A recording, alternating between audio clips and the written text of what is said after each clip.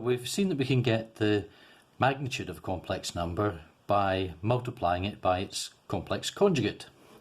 Now let's have a look at what happens when we've got a ket, or a vector, which consists of multiple complex numbers. Now we're going to be interested in the length of the vector and in the magnitude of the components. So the way we get those in quantum mechanics is that we define the corresponding bra to be not UV but U star V star. And when we take the dot product of those two, we get the bra times the ket equal to U star V star times U V, which equals U star U plus V star V, which is the magnitude of U squared plus the magnitude of V squared. So we're guaranteed to get a real number for the inner product of a vector with itself. And we're going to define that to be the magnitude of the vector squared.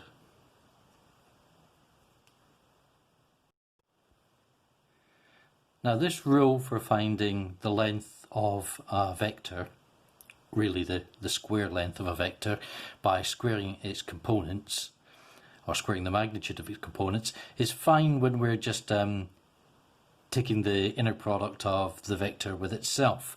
It's always going to give us a real number.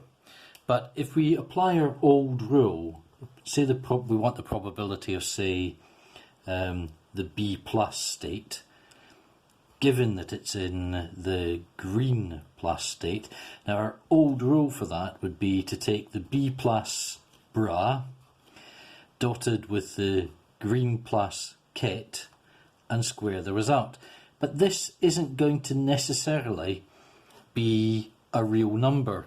If we take the example as it stands, 1 over root 2, 1, 1, that's this vector here. Now we take the complex conjugates of these, but these are just real numbers, so the complex conjugates are the same value. And this is 1 over root 2, 1i, and it's the whole thing squared, equals a half 1 plus I all squared, which equals a quarter, and this is 1 plus 2i plus I squared. These cancel, that becomes 2, and we get I over 2, which is nonsense for probability. So the way to get around this is to take the magnitude of this squared. So let's see how that works out. Everything goes pretty much the same down to there. We can now take the half squared outside,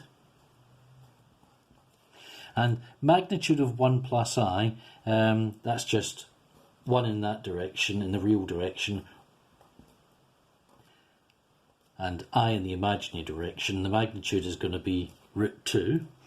Root 2 squared is 2, so we get a half, which is the correct probability for us throwing a B plus value when it's in the green plus state.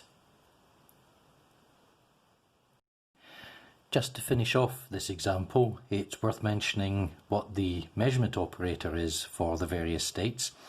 For the red states, it's the same as we had for the heads and tails on the coins, +1 -1 on the diagonal. For the blue states, it's the same as we had for the clockwise and anti-clockwise spinning coin. And for the green operator, it's this slightly different operator. It looks a bit like blue, which you kind of expect because it was the same rotation, but now we've got an I involved on the diagonal as well. And you can check that this operator acting on the green plus state gives +1 times the green plus state, and acting on the green minus state gives -1 times the green minus state. So these are the eigenvectors and these are the eigenvalues of this operator. Now, these three matrices, they're called the Pauli spin matrices. And they're incredibly important in physics. First of all, they're the operators that are used to measure spin in the three directions of spin half particles. They're the measurement operators for angular momentum, or for spin angular momentum. But apart from being the measurement operators for spin angular momentum, they're also the generators of a group of transformations called SU2 transformations. And these are basically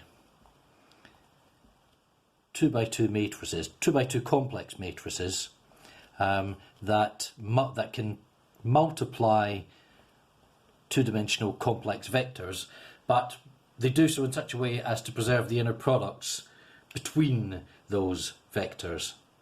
Now, this set of transformations are obeyed by all spin half particles, and this leads to a conservation law for spin half particles, which is the weak nuclear charge, and requiring that weak nuclear charge be locally conserved requires that we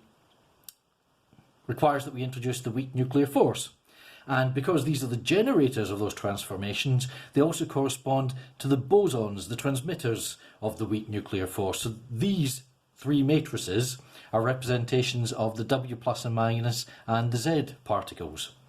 Now, as if all that weren't enough, if you take two copies of SU2, that is the same as a group of transformations called SO13, which are the Lorenz transformations. This is special relativity, the transformations of special relativity in here. And this allows you to characterize different particles by two different copies of SU2. So the 0, 0, well, we can have different representations of SU2. We don't have to represent SU2 in 2 dimensions. That may be the motivating idea, but we can do it in 0 dimensions, in 2 dimensions, and so on. So the 0, 0 copy, that corresponds to spin 0 particles, of which there is only one, the Higgs. And we can have 2 different ways of characterizing the spin half particles. These are called left chirality and right chirality. There's no real equivalent of those in classical physics, but these are the spin half particles, which is the quarks, the electrons, the neutrinos, and so forth.